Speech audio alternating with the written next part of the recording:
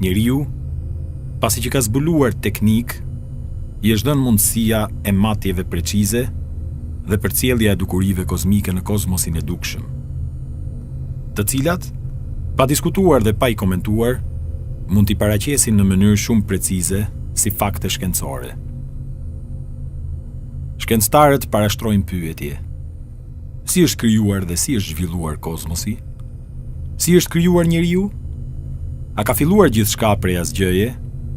Në të vërtetë, çfarë ka ndodhur? Ne, muslimanët, besojmë në librin e Allahut dhe në të padukshmen. Dhe për këtë neve nuk na duhet argument material që ta kuptojmë faktin e krijimit, të cilin na e ka paraqitur Kurani. Mirë po ne po përpiqemi që t'i kuptojmë supozimet e atyre fakteve, me qëllim që të mund të sjellim argument perceptues për atë që e kërkon këtë gjë. Kozmosi, që i nënshtrohet vëzhgimit, përbëhet prej një grupi të galaktikave dhe yjsive, numri të cilave arrin prej 100 milion e deri në 100 miliard, ndërsa një galaktik përbëhet prej rreth 100 miliard yjeve, prej se cilave më së paku gjysma e tyre janë më të mëdha se dielli ynë. Pra, kozmosi të cilin kemi mundësi ta vëzhgojmë dhe studiojmë, përmban miliarda e miliarda yje.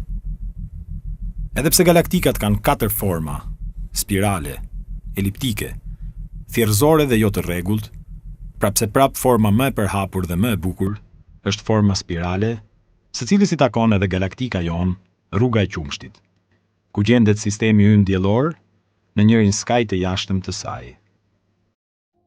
Galaktika jon është e madhe me diametër rreth 100.000 vjet drite, apo 950 milion miliard kilometra, ndërsa përmban rreth 200 miliard yje, prej se cilave shumica ngjajnë me diellin ton, i cili gjithashtu është një prej yjeve të kësaj galaktike.